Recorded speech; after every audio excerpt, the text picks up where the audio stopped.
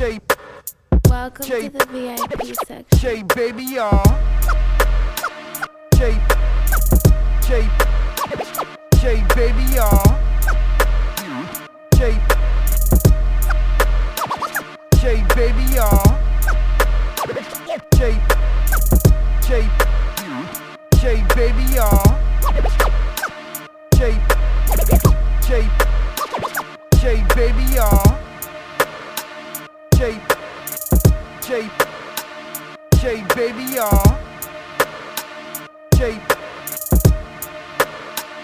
Sheababy, y'all. Sheababy, y'all. Sheababy, y'all.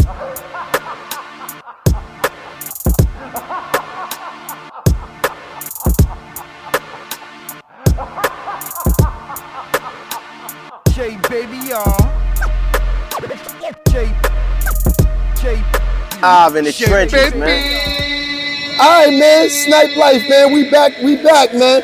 Last time we talked with you, man, was on Instagram Live. So now we here, man. Let's talk about it, man. Yeah, we outside, Shay. You already know what it is, man. That's a fact, man. So, where we at right now? We in Mount Vernon? Yeah, yes, sir. Money earning Mount Vernon, the Big 9. I don't really like to say Murderville too much anymore. Personally, my opinion, because I wanna instill the conscience of the money, man. I wanna get back to the money, man. Niggas know what it is, though. Murderville City is 4 square miles of terror. This is my roots. Oh, that's a fact. This is what made me. That's a fact. Now, let me reverse that. Mount Vernon raised me. Yonkers made me. You know what I'm saying? That's a good one. That's a good one. Before I ever could get to the Yonkers shit, I had to, you know what I'm saying? I had to be born and bred. And I come from these 4 square miles, man. I grew up in the 80s, though, man. Golden era of crack. That's when it was money earning Mount Vernon, because everybody was getting some money. You know what I'm saying? That's a fact. I was rhyming, too. Just for the record, I was rapping. Before I moved to Yonkers, I was already rapping. So, I wrote my first rhyme when I was like 9 years old. Word to mother. You know what I'm saying? I was in humanities. Gifted class at 9. So, I was learning like Greek mythology and all that shit at 9. And then I caught a pattern for remembering my shit. So I started jotting shit down. You know what I'm saying? And the rest was history. But this where it started, though. This where it started. And it's crazy. It's crazy. I just want to add that where we at right now, I grew up on Mount Vernon Avenue. You know what I'm saying? And when I did my stretch and I came home, you know what I'm saying, from the mountains, we outside, it's live. Niggas coming through with shit. Niggas coming through with shit with 4 pipes and all that. It's crazy. But when I came home on parole, I paroled over here to this neighborhood. You know what I'm saying? And my moms used to live right here on this block. My moms used to live here. God bless her soul. And my moms was like what the hood moms of the neighborhood. You know what I'm saying? So, lot of memories and shit, and I still cling to this block. This is like whenever I'm out here, like this is like my first stop. This is like my personal headquarters. You know what I'm saying? That's a fact. That's a fact. Nah, man, last time I was out here, I got a chance to actually interview M. Porter, maybe a block or 2 away, and we had a good time, man. Mount Vernon is always a good place, man. Mount Vernon, I gotta say, that's my brother, that's my nigga. 100%. But I gotta say, Mount Vernon is where it all started when it comes to hip hop. So that's why I like this interview over here today. I like this a lot. I mean, for me, it started. We don't want to fuck the narrative up. We know where hip hop started. But for me, for Snyplife, hip hop started in Mount Vernon, New York. That's a fact. You know what I'm saying? Yeah, no, the only reason why I say that is because I also got a chance to interview Spunk Bigger. Spunk. And Spunk, you know, when we spoke, we sat down to talk, you know, he was just telling me how all the greats lived on 1 block in Mount Vernon. That's a fact. Spunk will give you the right history too, because Spunk was in it. That's a fact. I was a shorty. I was just a little, you know what I mean, scrap. That's a fact. And I remember as a kid, man, I used to come out here a lot to the basketball games. They used to have the Rottweilers lined up at half court. Yeah. You know what I mean? That's a fact. You know, Have used to do the basketball tournaments at 4th Street Park. That's a So fact. I used to bring all of the ball players from Harlem. And what was so ironic about that for me was that I knew them because my mom's was from Harlem. So my mom's moved here and had me. She was young when she had me. So we grew up together, like, you know what I'm saying? She late teens, you know what I'm saying? So all of the cats and shit from Harlem used to come up. They already knew my uncles, my mom. So I used to go to the games. They used to put me right in the front, you know what I'm saying? And like people like Future, they used to come through. Helicopter, they used to come through. It used to be real spicy. You know You talking about in Mount Vernon? Right here in Mount Vernon. Hell yeah, right I remember. Yeah. And my man, Rasul Shane and all Dribbling of them, Machine. They was going crazy. Yeah, I was a Rasul shorty. too. I was just like, yo, this. You know what I'm 100%. saying? Yeah, that's why I like this interview. I also had a chance to interview Rasul too. That's crazy. Legends. Legends. That's why we had to have you up on here. All right, man, let's get right to the source, man. The last time that we spoke on Instagram Live, we talked about, I had to go back and look at the old interviews. I can't lie. That was about 8 months ago, 6 months ago. We had a great time. But now we are actually outside. And you was explaining everything that you were talking about now, about where Mount Vernon started it. You know, Yonkers is where it all happened, but Mount Vernon is where it all started. So let's start from there. Where exactly are we in Mount Vernon right now? Oh, we on 4th and 4th, man, aka the Hilltop, man. Infamous Hilltop. You know what I'm saying? And what's some when you heard legendary? Pete Rock and CL Smooth, and they put out the record Straighten It Out, and they started naming certain blocks, they had to name the Hilltop. You know what I'm saying? That's a fact. Historic. A lot of history right here. Well, a lot of crazy shit. Well, that was my next question. I wanted to know what were some legendaries that came on this block, but you already answered that. So that's crazy. So what was it like around here in the 90s? And would you say, do you want to go as far back as the 80s? Nah, see, like as a kid in the 80s, early 90s, this was like the side of town you couldn't come on unless you was tough.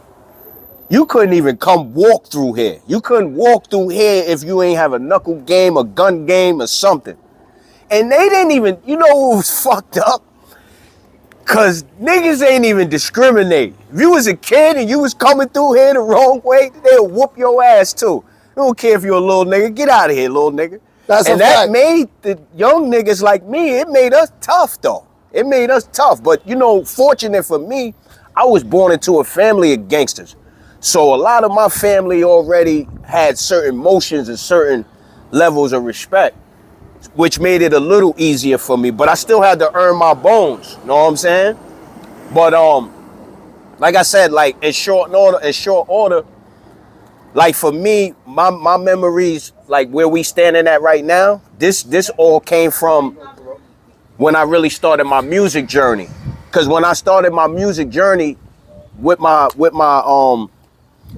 networks and shit through Yonkers, you know, me growing up and shit, I was still living here in Mount Vernon though. So a lot of those memories came from when I used to be out here, and God bless the dead, 2-5, you know, rest in peace, my nigga Deuce Nickel. 5 used to come through and I was fresh out, and 5 would come through and grab me, and rest in peace, big bro, my man Lil D, you know what I'm saying? They used to come and grab me and bring me to Arsonist crib, the Heat Makers. And this is before he got with Dipset. This is before Dipset, you know what I'm saying? So I'll be right here on the Hilltop. 5 will come through, and my man Wop, you know what I'm saying? And it'd just be me. I'm the only spitter though, you know what I'm saying? And we'll go down. Them niggas took me to 145th and St. Nick somewhere. It was a studio somewhere over there. Them niggas took me over there, and I walked in the room. It was 20 niggas in there. They was playing, the Heat Makers was playing the beat. And the beat, it was a song with McGruff on it. It was an open verse. And they say, yo, whoever the nicest nigga in this room is getting on this song with Gruff. All facts. So 5 of them brought me in the room. And 5, they went to the back. 5 like, yo, let my man get in that. He fresh home. I was fresh out the can. I went in the room and I fucking ran. I ran about 15 laps around niggas in the room. Know what I'm saying? Facts. Classic. And that's how I got my relationship with the heat makers. I ran through the room. They said, all right, this nigga's the illest nigga in here. Put him on the song. Matter of fact, we want to just get this nigga wild beats because he dumb nice. And that was my start. Like, and this is before D Block. So I'm giving y'all for people in this speed and this time right now that know me for doing the D Block shit. I already had a name for myself in the streets before I even decided to do the D Block shit. And you know, that's brotherhood. That's another chapter. But I'm giving y'all the history before I even got to that point. I was out here on the corners. Niggas ain't even want to battle me. Five used to bring me to the thing. Yo, I got 10,000 on Snipe. Yo, they used to call me. It used to be 9, 10 o'clock. I'm on parole. I got curfew, all that. They used to call me. Yo, Snipe, I got this nigga for VA here. This nigga come down the block. I used to come and tear niggas up. So those was fond memories, man. Rest in peace, Five, my nigga Lil D. Shout out Big Twin, my nigga Wop. Know what I'm saying? They gave me my start, know what I'm saying, with this shit. And it went from me just doing shit with the heat makers before I even got to the Yonkers side of things. I did my first demo, cut my first project with Arsonist, probably like 14 records. Know what I'm saying? Real shit.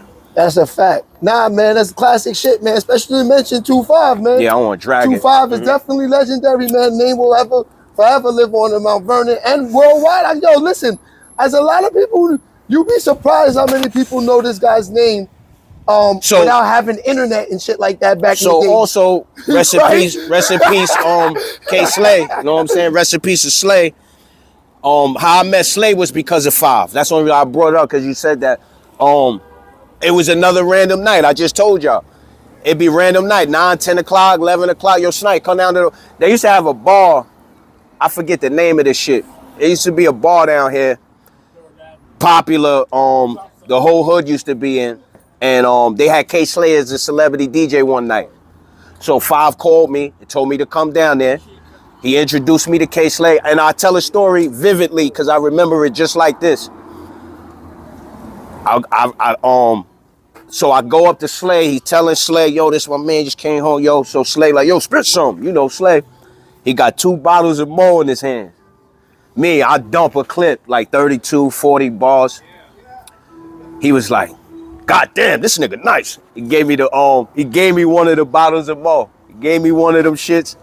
That's crazy. That was my first encounter. And he's like, yo, we gotta get him up to the station. This was like when he first was about to get on the radio shit. Cause you know, Slay, you was outside, he had the Street Sweepers tapes. Street Sweepers fucking 99. It was wild of them shits. And if anybody had the Street Sweeper tapes, at some point on every tape, he always would say, shout out my nigga 2-5 Mount Vernon. He used to say that shit on all them Street Sweepers. So it was just an honor for me, because in the streets, these niggas is legends. So, you know what I'm saying? That's how I was able to, you know what I mean, get that relationship.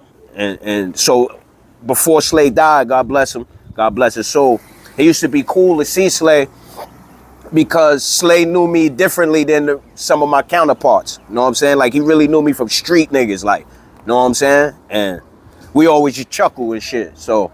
Nah, that's a fact. Word. Nah, man, Slay, man. Definitely rest in peace to K Slay. First nigga play my shit. I know everybody say that, but but that's how it really was. You can't give him enough flowers. 100%. We need to hear 1 million niggas tell the story, because it's literally 1 million niggas like me that came home from prison and the nigga gave me a shot, and that's facts. And he put me on this shit, and it was no looking back from there, man. And I'm just one of many, many, many niggas that you gonna hear on different platforms tell that. So get that man his flowers, man. He was really like the streets source. That's a fact. The source of the streets. Well, doing this for some time now and interviewing a lot of artists, and also looking at the analytics of when you start doing this type of work, you start seeing what people like.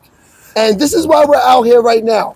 Because when you think about the locks and you think about, you know, all of these artists that are really, really on top of their game and really on top, they done told their story like 1 million times. Right. Now, there's people that's like yourself that's been in the game with them and has actually, you know, caught a buzz of being on all the albums with them with the D Block movement.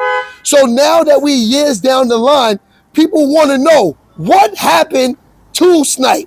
What happened to these type of guys that were doing music with these type of guys that are, you know, kind of like, you know, on the big platforms right now.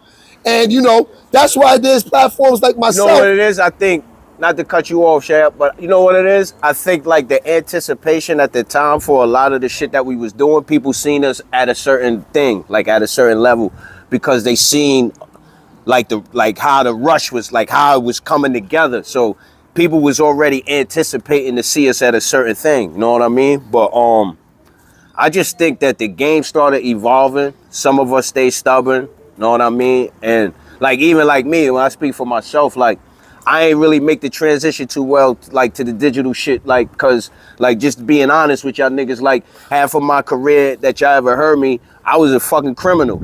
I can say today, like I'm not active, man. Like I'm too old to be active. Your like love that. for the game You is, know what I'm saying? No, your love Cause for I put a lot of work in when niggas wasn't even outside. You know what I mean? I was in prison in the 90s. You know what I mean? And I was a kid. I was just a kid. So like that shit start catching up with you. You know what I mean? And just in my older age, like now, just like, you know what I mean? A lot of this is reflection. You know what I'm saying? But like, I was ducking the cameras a lot of the times because I was still one of them niggas that they rap that shit about. I was really doing that. You know what I'm saying? And my jacket, you know, my jacket is criminal use of a firearm and robberies. That's my jacket. That's what I'm in the law books for. I'm not in the law books for criminal possession. My shit is criminal use because I let it go blam. You know what I'm saying? But shout out my nigga Shay Davis. That's my nigga. You know what I mean? Word up. But real nigga shit though. You know what I mean? But now, like, I'm just saying, like, I think for me, that was one of my Achilles heel. Like, for me personally, like, all the potential in the world, like, just go. And a lot of the shit is that I came into the game independent. Like, I came into the game with my own company as an independent artist. No, but that's why I'm trying to say that. So it's different. Like, my aspirations wasn't probably, like, to be, like, I don't know what they want to call it, like how, like, niggas is internet famous and shit now, like. Nah, you're not down with the gatekeepers. That's just the bottom line. Yeah, nah. That's why we're out here in Mount Vernon right now. We're not down with the gatekeepers. We're not doing an interview in Starbucks. We're outside in Mount Vernon. That's a fact. And this is why I'm here. And this is what I'm saying. This is why I look forward to interviews like this. When you told me I'm in Mount Vernon, I said I'll be there in 20 minutes. That's a fact. And I pulled up because, like I said, for guys like me, you know, I am a fan of the hip hop game. And when you think of listening to D Block, and when you think of listening to Everywhere You Go, and all of those records, right? Those weren't the records that you were bumping in the cars. It was the records with the team and the family of the people that was on the albums. Facts. And that's why I feel like interviews like this, you know, when I watched Vlad, Vlad do his interviews, right? The interviews that catch my eye the most is not the interviews with the ones that niggas told the same story 1,000 times. It's these guys that he got on there from LA, from all these different states that you never even heard of that did 30 years in jail. I sit there and watch these guys all night. So this is why this interview was good for me, man. I'm not gonna lie to you. So let's talk about now. What you got going on right now? You know, you're definitely free. You know, everything's the same. You know, the leathers means like the hat is definitely hard body. Like, you know what I mean? So let's talk about what you got going on right now. One thing I do say that I feel me and you got in common too is one of my kids, and he's one of the smartest kids in the world right now. But when he was born premature, and they had labeled him autistic. God bless. And I have an autistic child myself, so I understand what it is to go through it with having a child that is autistic. So I do like that. You know, I did draw us together in a bond right there. No doubt. You know what I mean? Because you can't say you feel it unless you've been through it. That's a fact. You know what I mean?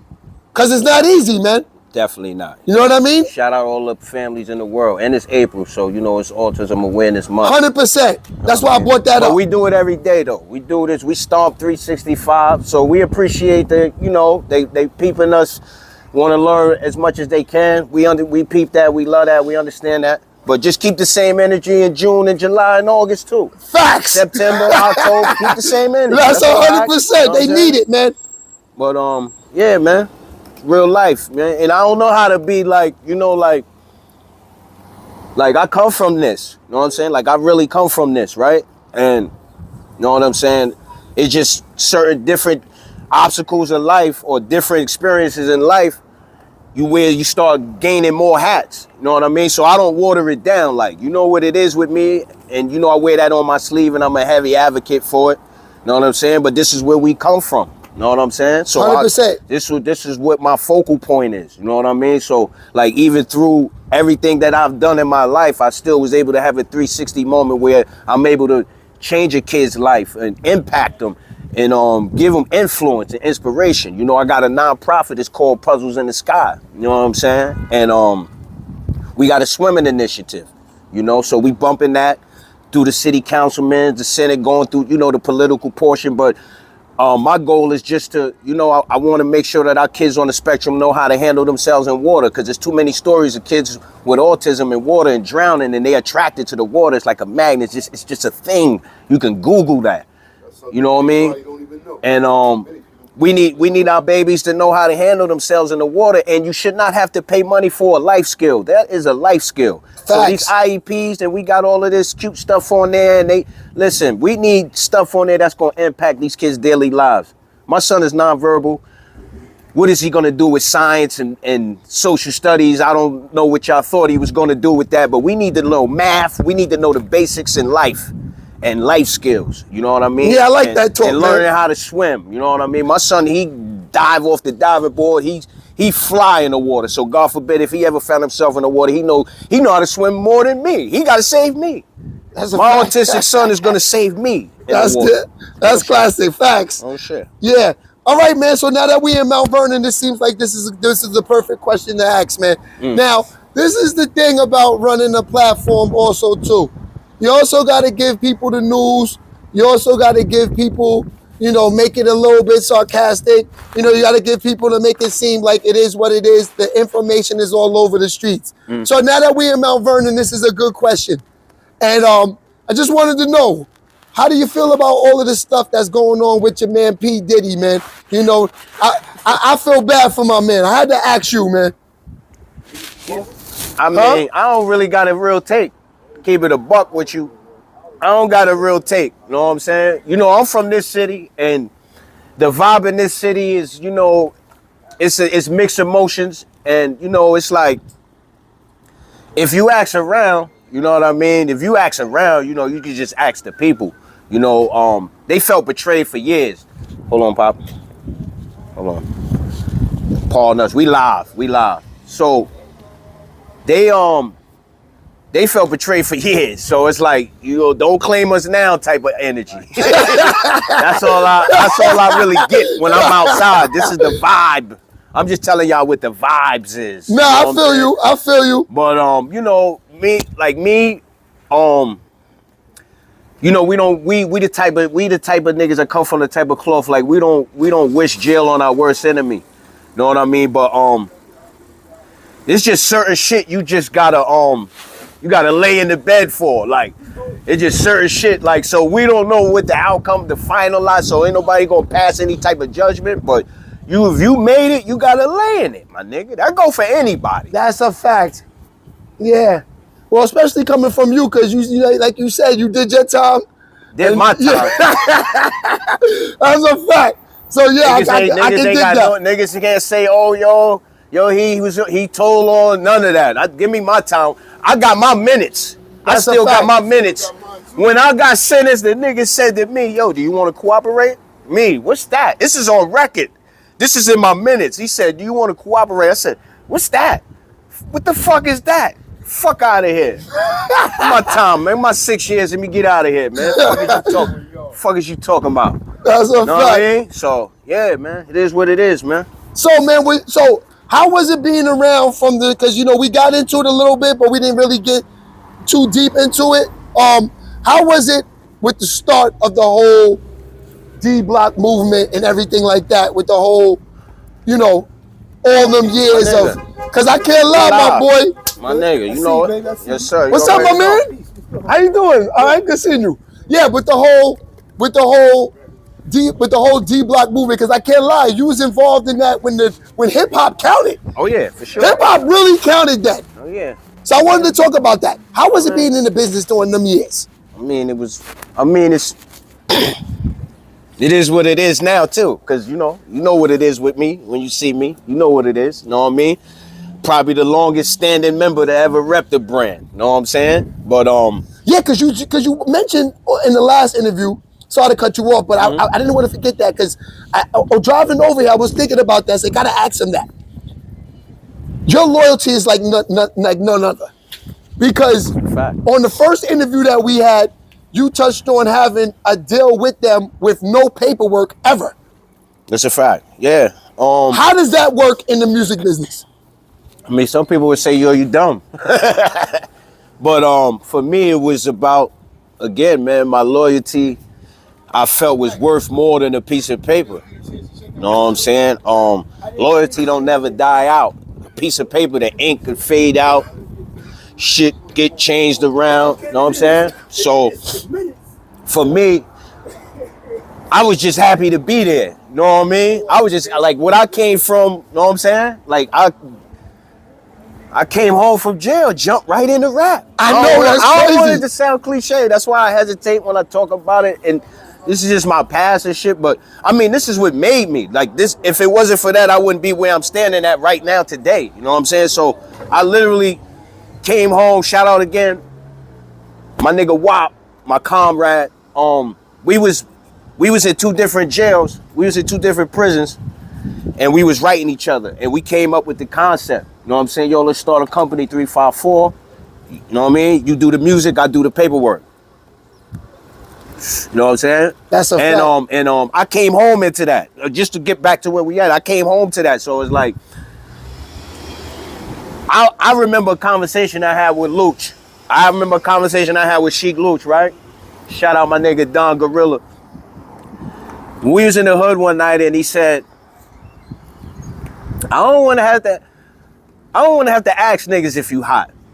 If you hot, it's gonna get back to me. And I felt like that was some of the realest shit a nigga could tell you. You know what I'm saying? That's a fact.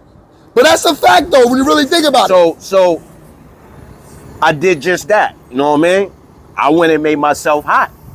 So that's where I try to iterate to the people that my 354 portal was the main foundation for me to get a name in this game. We did the mixtapes, we did the DVDs, we was everywhere. You know what I mean? We was pressing our own shit up, distributing our own shit. So I always had that independent type of mind state. You know what I'm saying? So when it came to contracts and, you know, going back and forth and just like, you know, I feel like my friendship, my relationship is way more stable for me to be able to work that out in the long run than to be crying over pennies right now. You know what I mean? So while everybody was in disgruntled, everybody running which way, you know what I'm saying? I was like, you know what? Fuck that shit. You know what I'm saying? Because I'm here. You know what I mean? My niggas is legends. You know what I'm 100%. saying? And they know me. Like, this ain't one of them shits where it's like, yo, you nice. Yo, get down with us. Like, they literally watched me grow up. I rapped with Sheik when I was 12. You know what I'm saying? Yeah, so that's a question I have for you. Being from the most, I would say, the most realest cloth in hip hop. I'm like the last one left. Let's get to that too. Yeah, that's like what I'm my saying. Nigga Zippy said, man. How is it coming from that type of cloth? I mean, this shit is foreign to what you like seeing now. Like, you know what I'm saying? Like, the whole mentality, our whole psychological makeup of our approach in the game is way different now. You know what I'm saying? So this shit is all foreign right now. You know what I'm saying? I feel blessed though to be able to tell you this though. I feel blessed because, like I said, go do your research. That's all you. Don't take my word for it. Go ask around. Like, literally, I'm the last nigga. You can't name another nigga that's from my era, that's my peer, that's still relevant today. Respectfully, it ain't about throwing shade or none of that. Some niggas grow out of it. Some shit, You know what I mean? Niggas dip into other shit. You know what I mean? But sometimes when you telling hard, cold facts, ain't no room for emotions. Like with business, that's why business ain't never personal. This shit ain't personal at all. There's no emotions attached. But you can't name another nigga looking at this face right here. And I was outside with the best of them. You can't name another nigga that's from my era that's still relevant right now. Still get paid features, still get paid shows. You see me on a flyer, I'm getting paid to come to your shit. Know what I'm saying? And that's a blessing. That's why I said I feel blessed. Because shit, man, even when I think back on it, it's like, damn, like, you know what I'm saying? It's scary. You know what I'm saying? It's scary. Like, damn, dog, like, some niggas still nice and all of that, but at this level that's I'm able to maintain, you know what I'm saying? It's like, mama, I made it. So I wasn't never really looking for the type of level of fame, you know what I'm saying, that maybe people on the outside expected to see me at. Maybe. One thing I give y'all, man. And I know how to handle my motherfucking business. That's why I'm a published writer. I pay taxes off rap. You know what I'm saying? I don't gotta rap ever again. I ain't saying I'm a millionaire. I make millions. What I'm saying is I make enough money to take care of my family and do whatever I want to do. And I don't got, and I'm dumb nice. Y'all know the cloth I'm from. Y'all know the cloth. And fun fact, y'all can look at all three of my niggas' albums. All three of the Locks albums. I never wrote shit. I never wrote nothing. Go all the way back to Discipline with the piano, my nigga Vinny Idol. Go all the way back. I never wrote nothing. That's crazy. Yeah, Real so shit. yeah, so one thing I gotta give y'all too, man, that circle is real tight, man, because you know, you see all these podcasts, you see these guys slipping out of the circle, telling little stories. You know, one thing about you guys, y'all never broke down at all. 100%. Only sucker niggas, no BS on these podcasts. Sucker niggas got the girly mouths, B. You know what I mean? Like, I'm from the hands-on type of era, so I ain't with pushing buttons, I ain't with clickbait. Like, if I got my niggas' numbers, if I ever have an issue with anybody, I know how to go see niggas. But doing the internet shit, I just feel like it's just like a girly mouth sucker way of, you know what I mean? Like, just showing, like, your insecurities. You know what I mean? Ain't nothing perfect. Ain't no crew perfect. Ain't, you know what I mean? Ain't no such thing as that. Brothers, everybody fight, argue. It's just like, what's real life and what's digital life, we from the era of real life, so we know how to separate the two. That's all. We separate real life from the internet life. A lot of y'all niggas that just take your real life and the internet life and intertwine. Because everybody want to go viral. Give a fuck about none of that. That's a fact. Fuck about that, bro. I don't want niggas to be like, yo, he sound like an old head. Like, he sound like a, just, first of all, I look way better than half the 95% of these young niggas out here. Bro, you know that era was different, First man. of all, you guys are beyond ghosts. We come from, you know what it is, Shay? We come from the older niggas telling us as young niggas, yo, stop making it hot. We come from that. Yo, y'all little niggas is hot. Like try to be discreet, be low, like, you know what I'm saying? Now making it hot is the thing. You gotta make it hot. If you see the difference? Like, we like this, but they like this, yeah. Like, you know what I'm saying? Hot. We come from like, nah, y'all niggas is hot. You know what I'm saying? Like I said, we've been criminals our whole lives, bro. Like, so, you know, product of our environment, whatever you want to blame it on, it is what it is. History's history. The thing is that when you really come from a certain lifestyle, you move accordingly. You don't never be too flamboyant or too overzealous. And I've been around the niggas that we assumed was gonna be legends before they were legends. So just to see that is like, you like, none of this shit is impressive. Yeah, like Nas said, there's nothing new under the sun, dog. That's a fact. None of this shit, we not impressed. That's why we don't care for the numbers, yo. I've been in rooms with my niggas, and we see other niggas, ain't saying no names. We see other rap niggas, and at first, like in the beginning, I used to say to myself, damn, why niggas don't never go say something niggas like, you know what I'm saying? Like, niggas will wait. Your favorite rapper in the world, if we in the room, they coming up to us, respectfully. They coming up to us, though. And then I started to learn and see how much of the industry, like this sucker shit that go on, so you just kind of play your thing. At first I didn't understand it, but I understood it later as we was going on. Know what I'm saying? And that's what make them realer than most, because of the just certain mentality. You know what I'm saying? Real shit. That's a fact. Yeah, man. Yeah, man. Before we get up out of here, man, I wanted to know what. Yeah, because we're gonna do another segment.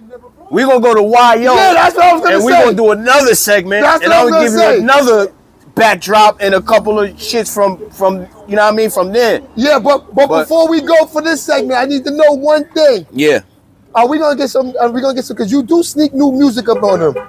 Oh yeah, no, all the time. I definitely. That's one thing you are very consistent with. Yeah, and that's why yeah. I always got to keep you on the platform, because you're always.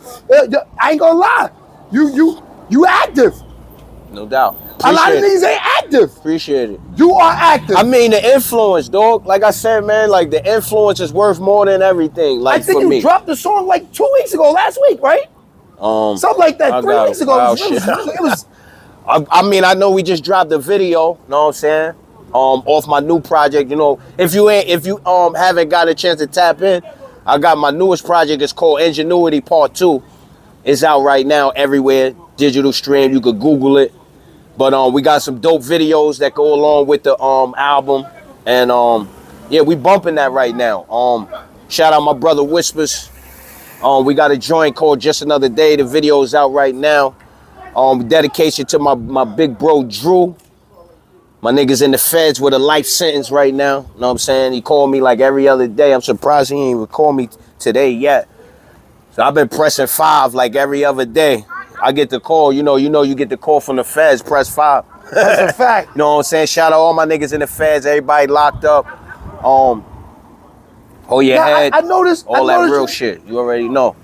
I noticed you got my man sitting right next to you, man. Yeah. Let's talk about this. So, you know, like I said, man, I fuck with spitters, man. I fuck with the niggas that come from the curb.